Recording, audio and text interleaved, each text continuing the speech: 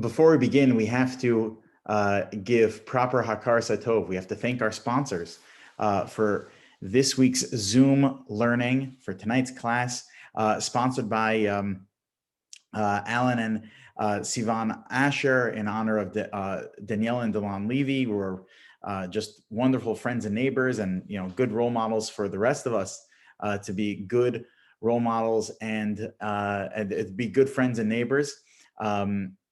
Also sponsored by Yuri and Dvor Shlonsky in memory of Dvor's mother, Dina Bas Tzvi Eliyahu, and Yuri's mother, Chana Bas Laser. The neshamas should have an aliyah through our learning, go to the highest points in Gan Eden. Also sponsored this week by Ann and Harvey Brenner in honor of the Yortzeit in memory of Harvey's father, Yosef Ben Tzvi David, and Ann's mother, Dvorah Bas Yaakov David. May their neshamas have an aliyah through our learning. And also co-sponsored by Jerry and Sheila Hermel in memory of Sheila's fathers, Yortzeit Moshe Ben Yisrael. May his neshama have an aliyah. And we thank all of our sponsors for this evening's class. The sponsorship for the learning really helps enable us and ennoble us to be able to provide as much Torah opportunities as we possibly can. We really have a sense of Hakar Satov for everyone who helps support the Torah learning in our community, which is our foundation. Tonight, I want to discuss a topic which we actually discussed exactly a year ago. And it was our last in-person class. Our last in-person class was the topic we are going to discuss this evening. And I'm revisiting it because being that this year really feels like 10 years. So I figure you could recycle a shear once every 10 years. It's not a big deal. And also I happens to be, I always, reinvestigate this notion that we're going to be looking at this evening, this time of year anyway, for my own personal learning. I think it's important to do so because of the fact that we are approaching Purim, and we know that put the Purim story in a nutshell is there was a fellow who had who was given power, royal power and authority. And with that authority, whose name was Haman, he decided that he was going to kill the Jewish people simply because they were Jewish and didn't bow to God and not to him as Mordechai did. And because of that, that's it. And wanted to destroy us. That anti-Semitism is alive and well. And because of the fact that God saved us, we celebrate Purim, but at the same time, we take it as an opportunity to never forget the fact that anti-Semitism is alive and well, as my grandmother says all the time. Mom always tells us anti-Semitism is alive and well, and it's important for us to reevaluate this doctrine of Zachor as we are going to be reading this Shabbos.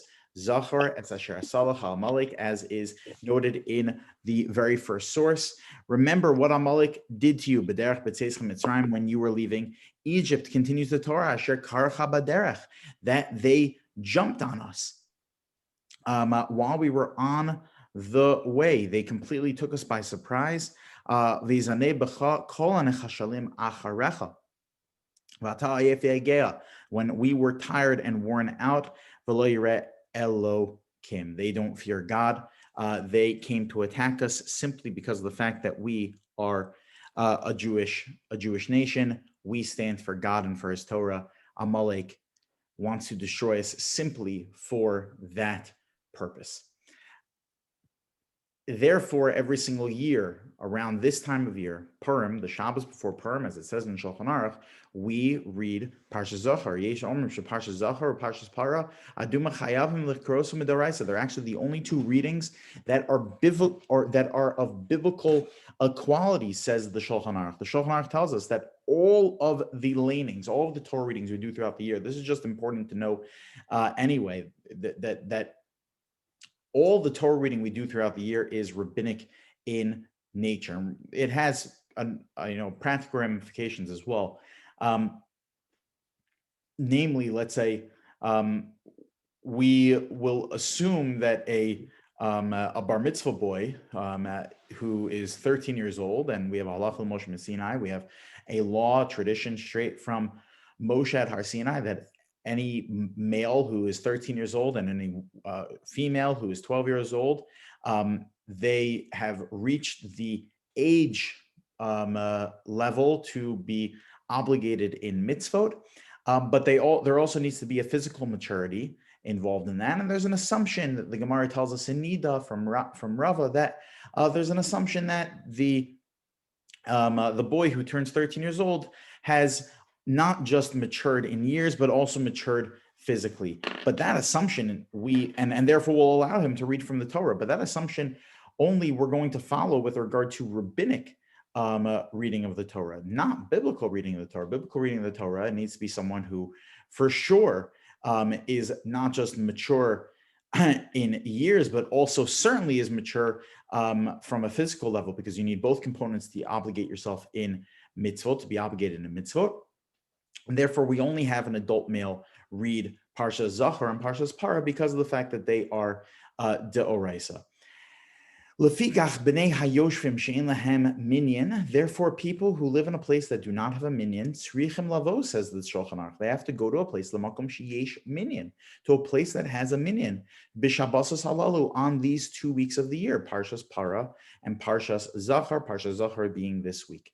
K'dei l'shmoa Parshas elu she'en midoraisa, in order to hear these lanings because of the fact that they are deoraisa. And the Shulchan Aruch and the Mishnah Berurah, the Chavetz Chaim, who's the general editor of the Mishnah Berurah, tells us that this is learned from the pasuk that we just saw before, Dichsiv Zachor es asher asa, that we have to remember. What does it mean to remember? V'gamrin b'Gemara, the Gemara tells us in Mesachos Megillah, the Zachor, that what is Zachor, what is to remember? Hainu ba'amira, it needs to be through speech. And the Sefer HaChinuch explains, because when you verbalize something, so you make it much more of a reality. The more that you verbalize it, the more that you say it, it becomes more of a reality. That's part of the reason why davening is so critical. Davening is so critical, says the Nesivos, because the more that you say, God help me, God help me, God help me, God help me, the more you recognize that the only being that can help you is God. The more you say something, so then the more it becomes a reality, the more it goes from your obtuse awareness into your acute awareness.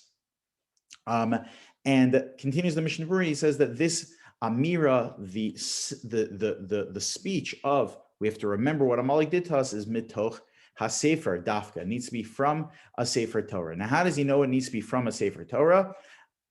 Based on a pasuk that we read just a couple of weeks ago in Parshas Bishalach, the Torah at the end of Parshas Bishalach, where we learn about the episode of Amalek jumping us right after we left Egypt, and we were ata ayef v'yagea, we were completely exhausted, and they just jumped us. So this is what is recorded at the end of Parshas Bishalach, and Yehoshua leads the charge in fighting Amalek. Vayomer Hashem al Moshe, God says to Moshe, Ktov zos zikaron b'sefer. You have to write it as a remembrance in the book. We see, says the Gemara in Megillah, that the zikaron, the remembrance, needs to be mitoch haksav. It needs to be from the writing. It needs to be from the Sefer Torah. Based on all of this, we see that there's an obligation to read the Parsha of Zachor at least once a year. And our rabbis established the best time of year to do that is right before Purim. I will add, by the way, that it's important to note from a halachic perspective, this year, being that there are going to be people in quarantine and the like that may not have the opportunity to come to shul this Shabbos to be able to hear Parsha Zachor. So tell your friends, anyone that you know that is unable to come, the solution to that problem is that we read Parsha Zachor actually more than just once a year. We read it twice a year, because Parsha Zachor is taken from Parshas Kitetse, right? In Parachav Hey of Devarim. It's taken from Parshas Ki Tetzei, which we read, in towards the end of the summer. This year, it's kind of in the middle of the summer. It's it's actually the end of the summer. I think it's the third week of August is Parshas Ki Tetzei this year. So if you missed Parshas Zachor, so the solution is you have to get it once a year. So if you just make sure that you're at shul for Parshas Ki Tetzei, so you'll and you have in mind at the end of Parshas Ki Tetzei with Parshas Zachor to fulfill your mitzvah, so then you can fulfill your mitzvah then as well. It doesn't need to be before Purim, but it's just an appropriate time to recognize. Now, the question we have to discuss this evening is, okay, this is all well and good, and I understand the importance of remembering what Amalek did to us, but and the Torah tells us, let's go back and see, not just we have to remember what Amalek did to us, we can't forget what Amalek did to us, and in addition to remembering what Amalek did to us, there is an obligation to destroy Amalek. Timche et zecher Amalek mitachas hashamayim. We have to eradicate Amalek from our midst. So the question that we have to ask ourselves is, I understand that there is an obligation to eradicate Amalek. Now, have you ever met an Amaleki? I have yet in my life to meet an Amaleki. You meet someone, what's your name? Ami. Oh, is that short for Amalek? Oh, yes. Oh, why don't you come out back and I'll, and you take care of them. It just doesn't exist. We don't know anyone from Amalek. So does this mitzvah really apply today? So this is Rabbi Pinchas Hershberger. Rabbi Pinchas Hershberger was from Poland. He was born in 1912, I believe, the early 1900s. Yes, 1912, because he passed away in 1998 at the age of 86. So he was born in 1912, and he was, he really was one of the founders, the pioneers of the Jewish community in Montreal.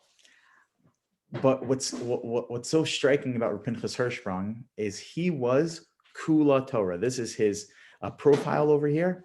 He was Torah. That's what he was. And when I say that, when you speak about every, gadol, oh, they were all great geniuses. Oh, they all knew the Torah. Oh, they know everything. They're, when you look at the Sfarim behind me, all these, they know it all. Rabbi Pinchas Hershberger didn't just know it all, but he actually literally had a photographic memory. He literally knew the entire Talmud Bavli and Yerushalmi word for word. He was tested on it. Rav Meir Shapiro, the founder of Daf Yomi, the Daf Yomi cycle, was founded by Rav Meir Shapiro. And Rav Meir Shapiro had a yeshiva. He was a Rosh Yeshiva. He was a Rosh Yeshiva of a yeshiva called Chachmei Lublin.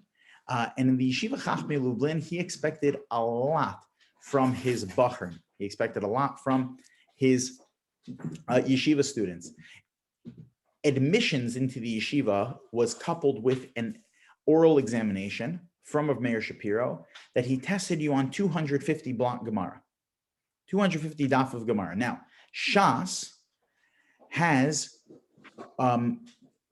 2,711 pages. So we're talking about just about a tenth of Shas, okay? A tenth of Shas, you need to know it.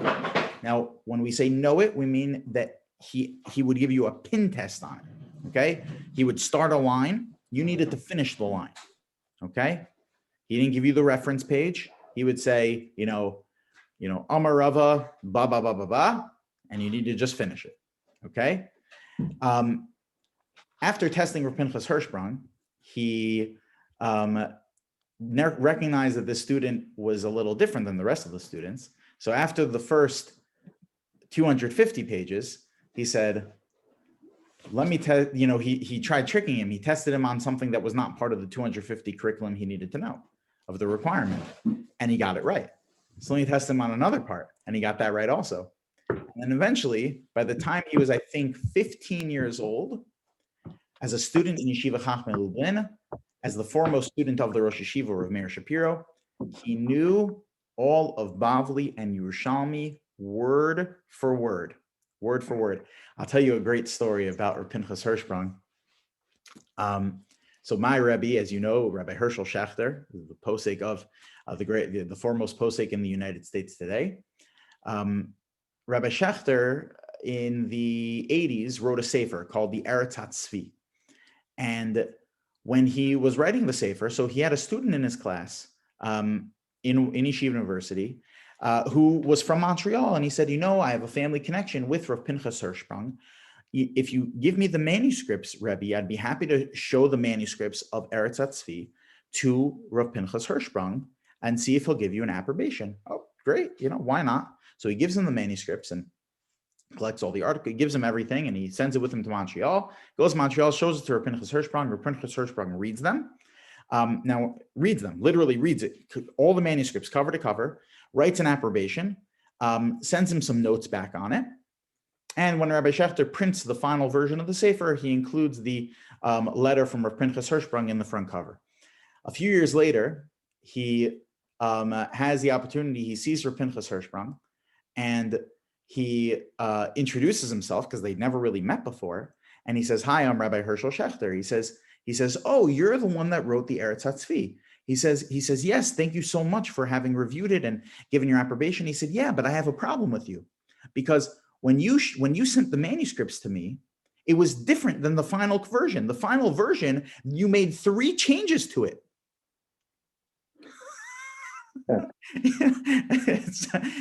It's he clearly has a photographic memory, but it's one thing to have a photographic memory. It's another thing to use it, and to use it for connecting to Torah, connecting to Hashem, and to use it as to help guide the Jewish people. So he was a survivor of the war. He was in the concentration camps, and he actually wrote a memoir of his time in the war, titled Me'emek Habacha Hanazi, from the depths, the veil of tears of the Nazis. And he writes about his experiences, and he titles the preface of the work. He titles the preface, Zachor es asher asah lecha Amaleik. Remember what Amaleik did to you. And look at what he writes over here. He writes, Bereshis divrei beratzoni lahadgish. I need to just point out before I start anything else. Shalo Allah bedati lichtov lefarsem es kol ta'alo sha'avarti tachas hashud.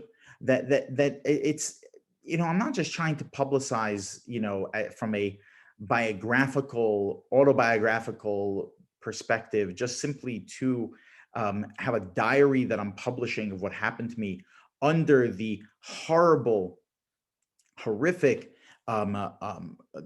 rule of Shel Ha'amalekim HaModernim, the modern day Amalekis Hanatzim, Yamach Shemam, may their name be erased. So he's referring to the Nazis as modern day Amalekis. And then he continues, look at what he writes over here. He says, so what is the purpose of this whole work? He says, in order to teach the next generation about the fact that this is real. There is real Amalek alive today, and you need to know it. This is what he writes over here. He says, Laman yidu yiladenu v'yiladei yiladenu, in order so that my children know, our grandchildren know, v'yizkru lidorei doros, for generations they will remember Masha Hamalekim Hamudarnim, what the modern day Amalekis did, Hanatzim Yamach Shemam Asu Lavosenu Bizmanim Avru, in what they did, what they have done to us in the past, and what they currently have done, are doing. That anti-Semitism is alive and well, and he's actually referring to them as Amalek. He's referring to the Nazis as Amalek. Now, this, like I said, is it's a memoir. It's autobiographical. So one could suggest, what, Rav Pinchas Hershberger, he has every right to, but he is speaking emotionally. And he has every right to speak emotionally. This is not a halachic work, right? There's not a code of Jewish law. And therefore, he can speak in these emotional terms, I think, would all agree on an emotional level with what he is suggesting. But maybe he's even referencing this in a halachic space, that they actually fit into the category that the Torah was telling us about when we started, right? When we're going to read about this Shabbos, Zachor, es asher asalacha Amaleik. Remember what Amaleik did to us. This was the position of Rabbi Soloveitchik, quoting from his father, Rabbi Moshe Soloveitchik, quoting from his father, Reb Chaim Soloveitchik. Says Rabbi Soloveitchik, he pointed this out in a few different public lectures. Probably most famously in 1957, he gave a Yom Ha'atzmaut lecture about the importance of the state of Israel, titled Kol Dodi Dofek, that my beloved is knocking, recognizing the importance of the state of Israel. And in that context, he speaks about the Nazis and what they did and why the state of Israel is so critical. And he writes the following. He says, I once heard from my father in the name of my grandfather that Amalek is any people, Amalek is any group who are committed to one purpose, the destruction of the Jewish people. Such a group is to be classified as Amalek. That black on white. This is the opinion of Rabbi Soloveitchik. This is the opinion of the Soloveitchik dynasty. Rav Moshe Soloveitchik, Reb Chaim Soloveitchik. So they're talking about from a halachic perspective here. And they point to a Rambam. The Rambam, Maimonides 1138 to 1204, as the Meiri refers to him as the greatest of all of our Rishonim, writes the following. There's a mitzvah to conquer the land of Israel. And upon conquering the land of Israel, we have an obligation to remove the 7 nations that inhabit the land of Israel. Hacharim tacharimim. And if they don't leave, we have to remove them forcefully. This is an obligation upon us. Mitzvah saseh le'acharim shiva amamim. We have a positive commandment to eradicate the 7 nations. Shenemar acharim tacharimim. V'chol sheba liyado, and anyone that comes to you who's from one of these 7 nations, echad mehem v'lo hargo, over below saseh, you violate a negative commandment. Continues the Rambam. Oh, and then the Rambam says, V'kfar abad zichram. However, we don't know who they are anymore. We don't know who the 7 nations are anymore. Where'd they go? Why don't we know who the 7 nations are anymore?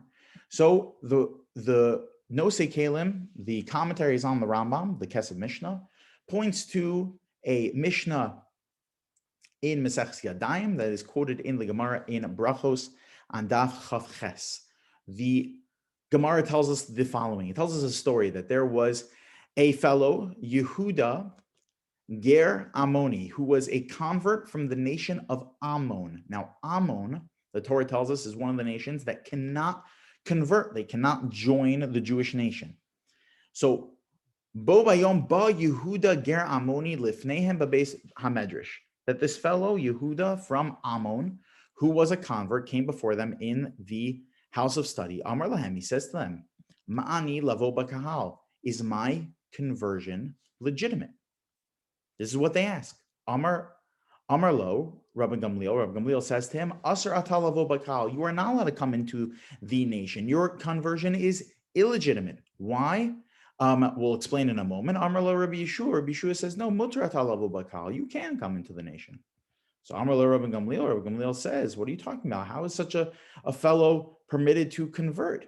Halok far namar, the Torah tells us, lo yavo Ammoni Moavi bakal Hashem, that anyone from the nation of Ammon or Moab is not allowed to convert and not allowed to join the Jewish people. So if that's the case, it's black on white in the Torah. Such a person is not allowed to convert. Amar lo Rabbi Yeshua says back to him, he says, no. Tell me, you know who anyone from the nation of Ammon or Moab are? You are able to identify someone as Ammon or Moab? It's impossible. For Allah Sancheriv Melech Asher Ubibel Kol HaOmos, because Sancheriv was the king of Bavel about 150 years before the destruction of the first temple. And what he did in order to gain power is that he mixed up all of the nations. So he took people from Canada and put them in South Africa, took people from South Africa, put them in Algeria, took people from Algeria, put them in China, took people from China, put them in France, took people from France and put them in Jersey, took people in New Jersey, stuck them in La Jolla. That's how I got here. And just mixes up the whole world. Okay. Why does he do that? Because then no one has a sense of identity. When you lack an identity, so you are more weak. You don't necessarily have a sense of nationalism, let's say of patriotism to a certain people, because you don't even know where you come from, right? So that was part of his plan of world domination, okay? This was Sancherib's idea. So because of that, we don't know who's who. And if we don't know who's who, so then we don't have to turn people away. We don't need to say, oh, you are from Ammon or Moab, and therefore you can't join. No, we don't know who Ammon or Moab are anymore. And that's why the Rambam says that when it comes to the 7 nations, we don't have to destroy them, because we actually don't know who the 7 nations are, who the people of the 7 nations are. Then the Rambam in the next halacha talks about Amalek. We also need to eradicate Amalek. Shne'amar, as the pasuk says, Timchat zecher Amalek. We have to destroy Amalek. We have an obligation to remember all the time, Ma'asav Harayim, all the horrible things that they did. And the Rambam says that we cannot sha'asr lishkoach. Evaso, you visinaso, you are not allowed to forget the terrible things that they did. Nowhere in this entry does the Rambam say these 3 magic words of Vikfar, Avad, Zichron, that we don't know who they are. When it comes to Amalek, apparently we do know who they are. I don't understand. Sancherib didn't mix up Amalek. He didn't move Amalek into Canada and into South Africa and into Algeria and Libya and the Great Britain and move them all over the place, and Russia and Poland. And Amalek he left alone? No. Amalek was included with every other nation. So if that's the case, why does the mitzvah to destroy Amalek still apply today? So therefore, said Reb Chaim, it's because Amalek is still around today, because there are 2 types of Amalek. There's genealogical Amalek. There is ancestral Amalek. That Amalek is gone. But then there's also ideological Amalek. There is Amalek as a status, as a ideology, connecting to a philosophy of Amalek, of simply just wanting to kill Jews. Anyone that wants to kill Jews, they are Amalek. And that's why the Rambam says that they are not gone. They are still around. And the same laws that apply to genealogical, ancestral Amalek, biological Amalek, apply equally to ideological Amalek. And the mitzvah to destroy them applies equally. We know that, or our tradition is that Haman, I'll say like that, our tradition is that Haman was from Amalek. This is what the Gemara in Maseches Megillah tells us. The Megillah tells us the following. Megillah Esther says,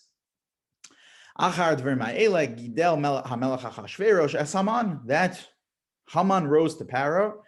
Good thing everyone's microphone is muted, because otherwise there'd be a big noise with groggers ringing on the other end. I just said Haman's name. Haman rose to power.